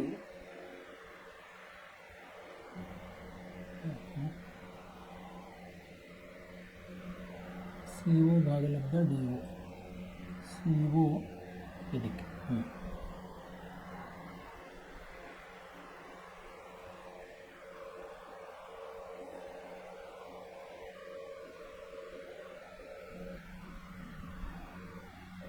ಈಗ ಏನು ರಚನೆ ಮಾಡ್ಕೋಬೇಕು ನಾವು. ರಚನೆ ಓ ಇ ಸಮಾಂತರ ಸಿ ಡಿ, ಓ ಇ ಸಮಾಂತರ ಸಿ ಡಿ ಮಾಡ್ಕೊಂಡು ಅಲ್ವಾ? ಇದೊಂದು ರಚನೆ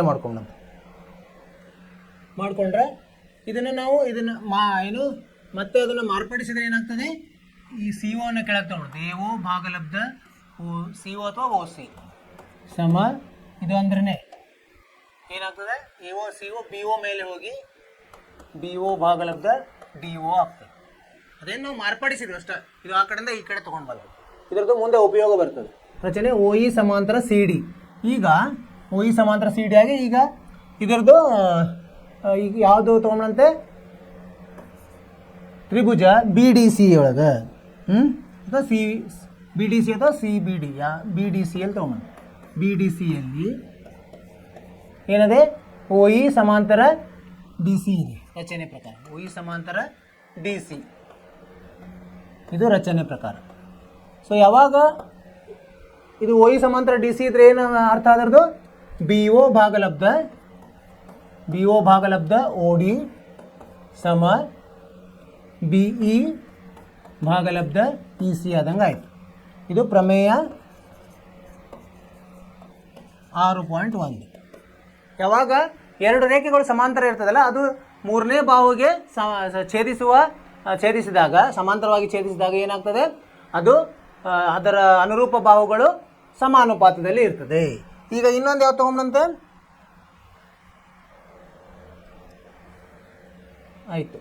ಆಮೇಲೆ ಇನ್ನೊಂದು ಏನು ಕೊಟ್ಟಿದ್ದಾರೆ ಅವರು? ಬಿ ಒ ಭಾಗಲಬ್ಧ ಡಿ ಒ ಅಂದರೆ ಏನು ಕೊಟ್ಟಿದ್ದಾರೆ ಅವರು?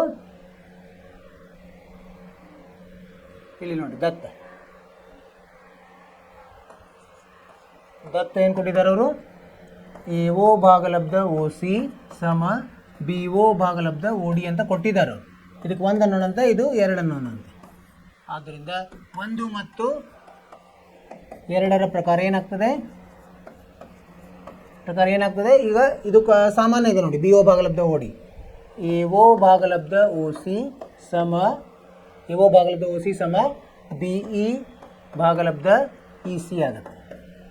ಎ ಓ ಭಾಗಲಬ್ಧ ಓ ಸಿ ಸಮ ಬಿ ಇ ಭಾಗಲಬ್ಧ ಇ ಸಿ ಆಗುತ್ತೆ. ಇದರ ಅರ್ಥ ಏನು? ಈಗ ಇದು ಯಾವ ತ್ರಿಭುಜದಲ್ಲಿ ಇಲ್ಲಿ ಬರೀತೀವಿ ನೋಡಿ, ಇದು 3 ಅನ್ನೋಣ. ತ್ರಿಭುಜ ಎ ಬಿ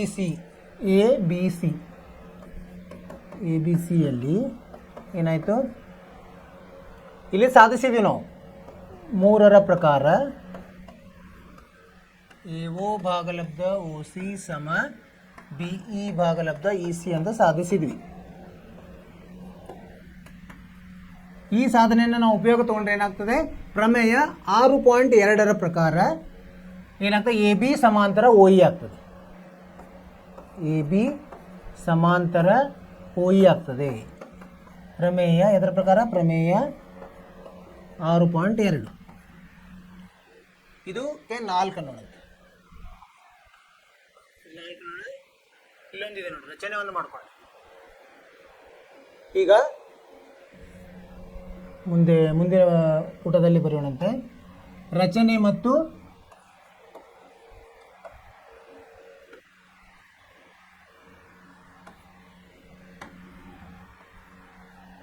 ರಚನೆ ಮತ್ತು 4ರ ಪ್ರಕಾರ. ರಚನೆ ಏನಂತ ಮಾಡ್ಕೊಂಡಿದ್ವಿ ನಾವು? ರಚನೆ OE ಸಮಾಂತರ CD ಮಾಡಿದ್ವಿ,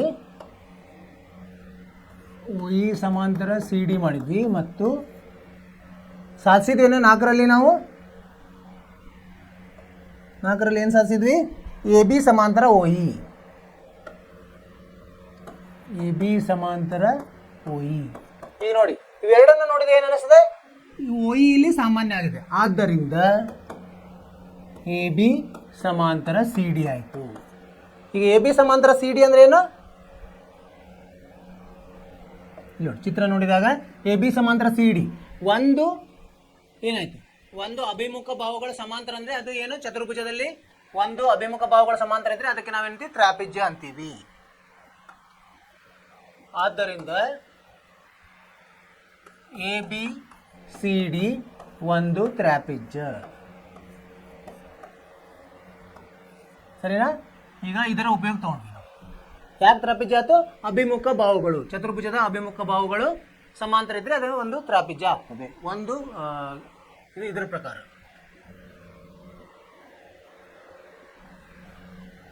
ಈ ಸಾಧನೆ ಪ್ರಕಾರ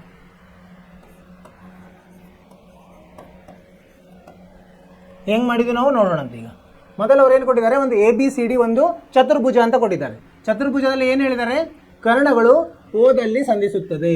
ಆಮೇಲೆ ಅವರು ಅದರ ಒಂದು ಅನುಪಾತ ಕೊಟ್ಟಿದ್ದಾರೆ. AO ಭಾಗಲಬ್ಧ BO ಸಮ CO ಭಾಗಲಬ್ಧ DO ಅಂತ ಕೊಟ್ಟಿದ್ದಾರೆ. ನಾವು ಅದನ್ನ ಮಾರ್ಪಾಡು ಮಾಡಿ AO ಭಾಗಲಬ್ಧ CO, ಈ CO ನೀಲ್ ತೊಗೊಂಡೋದ್ವಿ, BO ನ ಮೇಲೆ ತೊಗೊಂಡೋದ್ವಿ. AO ಭಾಗಲಬ್ಧ OC ಸಮ BO ಭಾಗಲಬ್ಧ DO ಆಯ್ತು. ಇದನ್ನ ಮುಂದೆ ಉಪಯೋಗ ತಗೊಂಡ್ವಿ. ಆಮೇಲೆ ಇಲ್ಲೊಂದು ರಚಿಸಿದ್ವಿ. ಏನು ರಚಿಸಿದ್ವಿ? OE ಸಮಾಂತರ DC ಅಂತ ರಚಿಸಿದ್ವಿ. ರಚಿಸಿ ಈಗ BDC ಏನು ತ್ರಿಭುಜದಲ್ಲಿ ಏನಾಗ್ತದೆ? OE ಸಮಾಂತರ DC ಇರೋದ್ರಿಂದ ಪ್ರಮೇಯ 6.1ರ ಪ್ರಕಾರ BO ಭಾಗಲಬ್ಧ OD ಸಮ B ಭಾಗಲಬ್ಧ EC ಆಗ್ತದೆ. ಹೌದಿಲ್ಲ? ಅದು ಪ್ರಮೇಯ 6.1. ಆಮೇಲೆ ಈಗ ಅವ್ರು ಕೊಟ್ಟು ಬಿಟ್ಟಿದ್ದಾರೆ. ಇಲ್ಲಿ ಏನು ಕೊಟ್ಟಿದ್ದಾರೆ? AO ಸಮ BO ಭಾಗಲಬ್ಧ AO ಭಾಗಲಬ್ಧ OC ಸಮ DO ಭಾಗಲಬ್ಧ OD ಅಂತ ದತ್ತದಲ್ಲಿ ಕೊಟ್ಟಿದ್ದಾರೆ. ಅದರ ಉಪಯೋಗ ತಗೊಂಡು ಏನು ಮಾಡಿದ್ವಿ ನಾವು? ಇಲ್ಲಿ BO ಭಾಗಲಬ್ಧ OD ಇದ್ದಲ್ಲಿ ನಾವು AO ಭಾಗಲಬ್ಧ OCಯನ್ನು ಅದನ್ನು ಆದೇಶಿಸಿದ್ವಿ. ಇದು ಏನಾಗುತ್ತೆ? ಇದು AO ಭಾಗಲಬ್ಧ OC ಮತ್ತು B ಭಾಗಲಬ್ಧ EC ಯಾವ ತ್ರಿಭುಜದಲ್ಲಿದೆ? ABC ತ್ರಿಭುಜದಲ್ಲಿದೆ. ಯಾವಾಗ ಒಂದು ತ್ರಿಭುಜದಲ್ಲಿ ಅನುರೂಪ ಬಾಹುಗಳು ಸಮಾನುಪಾತದಲ್ಲಿರ್ತದೆ ಅಂದರೆ ಅಲ್ಲಿ ಎರಡು ಬಾಹುಗಳು ಏನಿರ್ತವೆ? ಸಮಾಂತರ ಇರ್ತದೆ. ಅಂದರೆ ಇಲ್ಲೇನಾಯಿತು? AB ಸಮಾಂತರ OE ಆಯ್ತು. ಈಗ AB ಸಮಾಂತರ OE ಮೊದಲು ನಾವು ರಚನೆ ಮಾಡಿದಲ್ಲಿ OE ಸಮಾಂತರ CD ಇತ್ತು. ಇಲ್ಲಿ ಸಾಧನೆ ಏನಾಯಿತು? AB ಸಮಾಂತರ OE ಆಯಿತು. OE ಏನಿದೆ? ಸಾಮಾನ್ಯ ಇರೋದ್ರಿಂದ AB ಸಮಾಂತರ CD ಅಂತ ಸಾಧಿಸಲಿಕ್ಕೆ ಆಯಿತು. ನಮಗೆ ಇಲ್ಲಿ ಸಾಧಿಸಿದ್ವಿ. ಸೊ ಯಾವಾಗ ಇದನ್ನು ಸಾಧಿಸಿದ್ವಲ್ಲ, ಅಭಿಮುಖ ಬಾಹುಗಳು AB ಮತ್ತು CD ಅಂತವು ಅಭಿಮುಖ ಬಾಹುಗಳು. AB ಮತ್ತು CD ಅಭಿಮುಖ ಬಾಹುಗಳು ಸಮಾಂತರವಾಗಿವೆ ಅಂತ ಇಲ್ಲಿ ಸಾಧಿಸಿದ್ವಿ ನಾವು. ಸೊ ಅದರಿಂದ ಅದು ಏನಾಯ್ತು? ABCD ಒಂದು ತ್ರಾಪಿಜ್ಯ ಅಂತ ಸಿದ್ಧವಾಯಿತು. ಅರ್ಥವಾಯಿತು ವಿದ್ಯಾರ್ಥಿಗಳೇ? ಏನು ಅವ್ರು ಕೊಟ್ಟಿರ್ತಾರಲ್ಲ ಅದರದ ಉಪಯೋಗನೇ ತೊಗೊಳ್ಳೋದು. ನಾವು ತೊಗೊಂಡು ನಮಗೆ ಹೆಂಗೆ ಬೇಕಾದನ್ನು ಉಪಯೋಗಿಸಿ ನಾವು ಸಾಧಿಸೋದು. ನಿಮ್ಗೆ ಅರ್ಥವಾಯಿತು ಅಂತ ತಿಳ್ಕೊಂಡಿದ್ದೀರಿ? ಇಲ್ಲಿಗೆ 10 ಪ್ರಶ್ನೆಗಳು ಮುಗೀತು. 10 ಪ್ರಶ್ನೆಗಳಂದರೆ ಇದು ಪೂರ್ತಿ 6.2 ಅಭ್ಯಾಸ ಇಲ್ಲಿಗೆ ಮುಗೀತದೆ. ನೀವೇನು ಮಾಡ್ಬೇಕು? ಮನೆಯಲ್ಲಿ 10 ಪ್ರಶ್ನೆಗಳನ್ನು ನೀವು ಪುನರಾವರ್ತನೆ ಮಾಡ್ತಾ ಇರ್ಬೋದು. ಅಂದರೆ ಇದನ್ನು ಮುಂದೆ ಸ್ವಲ್ಪ ಅದನ್ನು ಬದಲಾವಣೆ ಮಾಡಿ ನೀವು ಪ್ರಶ್ನೆಯನ್ನು ಕೇಳಬಹುದು. ಅವಾಗ ನಿಮಗೆ ಸರಳ ಆಗ್ತದೆ. ನೀವು ಏನು ಪುನರಾವರ್ತನೆ ಮಾಡ್ತಾನೆ ಇರಬೇಕು. ಮಾಡಿ ನಿಮಗೇನಾದರೂ ತೊಂದರೆ ಇದ್ದರೆ ನಮ್ಗೆ ಮೆಸೇಜ್ ಮಾಡಿ, ಅಲ್ಲಿ ಅದನ್ನು ಬಗೆಹರಿಸೋಣಂತೆ. ಈಗ ಮುಂದೆ ಹೋಗೋಣಂತೆ. ಮುಂದಿನ ಹೊಸ ವಿಷಯ ಇದು ತ್ರಿಭುಜಗಳ ನಿರ್ಧಾರಕ ಗುಣಗಳು. ಅಂದರೆ ಏನು ನಿರ್ಧಾರಕ? ಈಗ ನಾವು ಸಮರೂಪ ಆಗಬೇಕಾದ್ರೆ 2 ವಿಷಯಗಳಿವೆ. ತ್ರಿಭುಜಗಳಲ್ಲಿ ಅನುರೂಪ ಕೋನಗಳು ಸಮವಾಗಿರಬೇಕು, ಅನುರೂಪ ಬಾಹುಗಳ ಅನುಪಾತವು ಸಮವಾಗಿರಬೇಕು ಅಂತ ಎರಡು ವಿಷಯಗಳಿವೆ. ಈಗ ಎರಡೂ ವಿಷಯಗಳು ಇರಬೇಕಾ ಅಥವಾ ಯಾವ್ದಾರು ಒಂದಿರೋ ಇದ್ರೆ ನಡೆಯುತ್ತಾ ತ್ರಿಭುಜಗಳಲ್ಲಿ? ಸೊ ಅದನ್ನು ನೋಡೋಣ. ಅಂತ ಇಲ್ಲಿ ನೋಡಿ ಏನಂತ ಕೊಟ್ಟಿದ್ದಾರೆ, ಹಿಂದಿನ ವಿಭಾಗದಲ್ಲಿ ಎರಡು ತ್ರಿಭುಜಗಳು ಸಮರೂಪವಾಗಬೇಕಾದರೆ ಅವುಗಳ ಅನುರೂಪ ಕೋನಗಳು ಸಮವಾಗಿರಬೇಕು, ಒಂದನೇ ಅಂಶ. ಎರಡನೇ ಅಂಶ, ಅವುಗಳ ಅನುರೂಪ ಬಾಹುಗಳು ಅನುಪಾತ ಸಮವಾಗಿರಬೇಕು. ಅಂದರೆ ಇಲ್ಲಿ ನೋಡಿ ಅನುರೂಪ ಬಾಹುಗಳು ಯಾವುವು? ಇಲ್ಲಿ ಎರಡು ತ್ರಿಭುಜಗಳಿದ್ದಾವೆ, A B C D E F. A ಸಮ ಡಿ, ಬಿ ಸಮ ಇ, ಸಿ ಸಮ ಎಫ್. ಇದು ಒಂದನೇ ಅಂಶ. ಎರಡನೇ ಅಂಶ, ಅನುರೂಪ ಬಾಹುಗಳು ಹೆಂಗಿರಬೇಕು? ಸಮಾನುಪಾತದಲ್ಲಿ. ಯಾವ್ಯಾವು? ಎ ಬಿಗೆ ಅನುರೂಪ ಯಾವುದು? ಡಿ ಇ, ಬಿ ಸಿಗೆ ಯಾವುದು? ಇ ಎಫ್, ಸಿ ಎಗೆ ಯಾವುದು? ಡಿ ಎಫ್ ಅಥವಾ ಎಫ್ ಡಿ. ಸೊ ಇವು ನೋಡಿದರೆ ಅಂದರೆ ಸಮರೂಪಿ ಆಗಿದೆ ಅಂತ ಅದು ಪಕ್ಕ. ಆದರೆ ಎರಡೂ ಇರಬೇಕಾದ್ರೆ ಯಾವ್ದಾರು ಒಂದಿದ್ರೆ ನಡೀತದೆ ಅಂತ ನಾವು ನೋಡಬೇಕಾಗ್ತದೆ. ನಿರ್ದೇಶಕ ಗುಣಗಳು ಇಲ್ಲಿ ನೋಡಿ, ಒಂದು ಕೋನ ಎಗೆ ಅನುರೂಪ ಕೋನ ಬಿ ಡಿ, ಕೋನ ಬಿಗೆ ಈ ಥರ ನಾವು ಕಲ್ತಿದ್ದೀವಿ ಇದನ್ನು. ಆದ್ದರಿಂದ ಸಾಂಕೇತಿಕವಾಗಿ ಇದನ್ನು ಹೆಂಗೆ ಬರೆಯೋದಂದರೆ ತ್ರಿಭುಜ ಎ ಬಿ ಸಿ ಅನುರೂಪ ಏನು ಸಮರೂಪ. ಸೊ ಅದಕ್ಕೆ ತ್ರಿಭುಜ ಡಿ ಇ ಎಫ್ ಸಮರೂಪದ ಚಿಹ್ನೆ. ಇದು ಒಂದು ಮೀಸೆ ಇದ್ದಂಗಿದೆ, ಅದು ಅನುರೂಪದ ಚಿಹ್ನೆ. ಇದು ನೆನ್ಪಿಟ್ಕೊರಿ ಸಂಕೇತ. ಸರ್ವಸಮತೆಗೆ ನೀವು 9ನೇ ತರಗತಿಯಲ್ಲಿ ಕಲ್ತಿದ್ರೆ ಅದು ಹೆಂಗಿತ್ತು? ಸಮ ಚಿಹ್ನೆ, ಅದರ ಮೇಲೆ ಒಂದು ಮೀಸೆ ಇತ್ತು, ಅದು ಸರ್ವ ಸಮತೆಗೆ. ಇದು ಕೇವಲ ಸಮರೂಪಕ್ಕೆ ಒಂದೇ ಇದು ಸಮ ಚಿಹ್ನೆ ಇರುವುದಿಲ್ಲ ಇಲ್ಲಿ. ಆದ್ದರಿಂದ ಅವು ಯಾವ ಸಮರೂಪ ಇರ್ತಾವಲ್ಲ ಅದನ್ನೇ ಬರಿಬೇಕು ನಾವು. ಅದೊಂದು ನೆನ್ಪಿಟ್ಕೋಬೇಕು ನಾವು. ಯಾವ ಕೋನಗಳು ಯಾವ ಭಾವಗಳು ಅದೇ ರೀತಿಯಲ್ಲಿನೇ ಬರಿಬೇಕು. ಈಗ ನೋಡಿ ಏನೋ ತ್ರಿಭುಜ ಎ ಬಿ ಸಿ ಮತ್ತು ಡಿ ಇ ಎಫ್ಗಳ ಸಮರೂಪತೆಯನ್ನು ಪರೀಕ್ಷಿಸಲು ನಾವು ಯಾವಾಗಲೂ ಎಲ್ಲ ಜೊತೆ ಅನುರೂಪ ಕೋನಗಳ ಸಮತೆಯನ್ನು ನೋಡಬೇಕೇ. ಮತ್ತು ಎಲ್ಲ ಈಗ ನೋಡಿ ಎಷ್ಟಿದೆ? 1 2 3 4 5 6 ಅಂಶಗಳನ್ನು ಪರಿಗಣಿಸಬೇಕೆ ಅಥವಾ ಕೇವಲ 3 ಯಾವುದಾದ್ರೂ 3 ಪರಿಗಣಿಸಿದರೆ ಆಗ್ತದೆ ಅಂತ ಅದನ್ನು ನಾವು ಕಲಿಬೇಕಾಗಿದೆ ಈಗ. ಅದಕ್ಕೆ ಒಂದು ಚಟುವಟಿಕೆ, ಚಿಕ್ಕ ಚಟುವಟಿಕೆ ಇಲ್ಲಿ ನೋಡಿ. ಏನಿದೆ ಇಲ್ಲಿ? ಒಂದು ಚಟುವಟಿಕೆ, ಬಿ ಸಿ ಮತ್ತು ಇ ಎಫ್ ಎಂಬ ಬೇರೆ ಬೇರೆ ಅಳತೆಯ ಎರಡು ರೇಖಾಖಂಡಗಳನ್ನು ಎಳೆಯಿರಿ. ಇದು ಒಂದು 3 ಸೆಂಟಿಮೀಟರ್, ಇದೊಂದು 5 ಸೆಂಟಿಮೀಟರ್ ಎಳೆದ್ವಿ. ಕೋನಗಳನ್ನು ಒಂದೇ ಥರ ಇಡೋಣಂತೆ. ಅವುಗಳು ಕ್ರಮವಾಗಿ 3 ಮತ್ತು 5 ಸೆಂಟಿಮೀಟರ್ ಆಗಲಿ. ಬಿ ಮತ್ತು ಸಿ ಬಿಂದುಗಳು ಕ್ರಮವಾಗಿ ನಿರ್ದಿಷ್ಟ ಅಳತೆಯ ಕೋನ ಪಿ ಬಿ ಸಿ, ಇಲ್ಲಿ ನೋಡಿ ಎಲ್ಲದೆ ಪಿ ಬಿ ಸಿ ಮತ್ತು ಕ್ಯೂ ಸಿ ಬಿ ರಚಿಸಿ. ಅದು 60 ಮತ್ತು 40. ಇಲ್ಲಿ 60 40 ಇರಲಿ. ಆಮೇಲೆ ಇಲ್ಲಿನೂ ಏನು ಮಾಡ್ತೀವಲ್ಲ ನಾವು ಆರ್ ಇ ಎಫ್ ಮತ್ತು ಎಸ್ ಎಫ್ ಇ ಅವನು 60 40 ಇರೋಂಗೆ ನೋಡ್ಕೊಳ್ಳೋದು. ಆವಾಗ ಇದು ಎಲ್ಲಿ ಛೇದಿಸ್ತದೆ? ಇಲ್ಲಿ ಮೊದಲನೇ ತ್ರಿಭುಜದಲ್ಲಿ ಎ ಯಲ್ಲಿ ಛೇದಿಸಿದೆ, ಎರಡನೇ ತ್ರಿಭುಜದಲ್ಲಿ ಡಿ ಯಲ್ಲಿ ಛೇದಿಸಿದೆ. ಈಗ ನೋಡಿ ಬಿ ಪಿ ಮತ್ತು ಈಗ ಅಳತೆ ಮಾಡಿದಾಗ ಬಿ ಪಿ ಎಲ್ಲಿದೆ? ಬಿ ಪಿ ಮತ್ತು ಸಿ ಕ್ಯೂ ಕಿರಣಗಳು ಎಲ್ಲ ಎ ಯಲ್ಲಿ ಛೇದಿಸಿದಾವೆ. ಇ ಆರ್ ಮತ್ತು ಎಫ್ ಸಿ ಎಲ್ಲ ಛೇದಿಸ್ತಾವೆ, ಡಿ ಯಲ್ಲಿ ಛೇದಿಸ್ತಾವೆ. ಈಗ ತ್ರಿಭುಜ ಎ ಬಿ ಸಿ ಮತ್ತು ತ್ರಿಭುಜ ಡಿ ಇ ಎಫ್, ಈಗ ಕೋನಗಳು ಬಿ ಸಮ ಇ, ಸಿ ಸಮ ಎಫ್ ಆಗಿದೆ. ಎ ಸಮ ಡಿ ಆಗಿರ್ತದೆ ಏನೋ ನೋಡಬೇಕು. ಇದನ್ನು ನಾವು ಅಳತೆ ಮಾಡಿದಾಗ ತ್ರಿಭುಜ ನಿಮ್ಮ ಇದು ಇರ್ತದಲ್ಲ ಕೋನ ಮಾಪಕ, ಅದರಿಂದ ಮಾಡಿದಾಗ ಅದು ಸಮ ಸಿಗ್ತದೆ ನಿಮಗೆ. ಅಂದರೆ ಆಮೇಲೆ ಅನುಪಾತ ನೋಡಿದರೆ ಬಿ ಸಿ ಭಾಗಲಬ್ಧ ಇ ಎಫ್ ಅವ್ರು ಕೊಟ್ಟಿದ್ದಾರೆ 3 ಭಾಗಲಬ್ಧ 5 ಎಷ್ಟು? 0.6 ಆಯಿತು. ಇದೇ ಥರ ಬೇರೆಯವನ್ನೂ ನಾವು ಪರೀಕ್ಷಿಸಿದರೆ ಒಂದೇ ಇರ್ತದೆ ನೋಡುವುದು. ಒಂದೇ ಇರ್ತದೆ ಅದು. ನೀವು ಚಟುವಟಿಕೆ ಮಾಡಿ ನೋಡ್ರಿ ಇದನ್ನು. ಅಂದರೆ ಏನರ್ಥ? ನಿಮಗೆ 3 ಅಂಶಗಳು ಸರಿ ಇದ್ದರೆ ಸಾಕು ನಮಗೆ. ಅಂದರೆ ಅದು ನಾವೇನಂದರೆ ಸಮರೂಪ ಅಂತ ನಾವು ನಿರ್ಧಾರ ಮಾಡಬೇಕು. ಅದರ ಮೇಲೆ ಪ್ರಮೇಯ ಇದೆ, ಪ್ರಮೇಯ 6.3. ಇದನ್ನು ನಾಳೆಯ ತರಗತಿಯಲ್ಲಿ ನೋಡೋಣ. ಇಲ್ಲಿವರೆಗೆ ನಿಮಗೇನು ಹೇಳಿದೆ ನಾನು?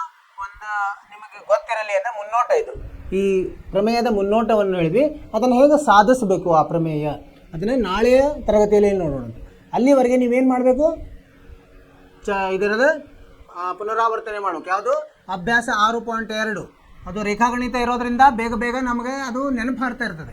ಅದಕ್ಕೆ ನಾವು ಪುನರಾವರ್ತನೆ ಜಾಸ್ತಿ ಮಾಡಬೇಕು, ನೋಡ್ತಾ ಇರಬೇಕು ಅದು ಏನೇನು ಅಂಶಗಳನ್ನು ನಾವು ಪರಿಗಣಿಸಿದ್ದೀವಿ ಅಂತೇಳಿ. ಅದನ್ನು ಮಾಡ್ತೀರಿ ಅಂತ ನಂಬಿಕೆ ಇದೆ. ಇಷ್ಟು ಹೇಳ್ತಾ ಇವತ್ತಿನ ತರಗತಿಯನ್ನು ಮುಗಿಸೋಣಂತೆ.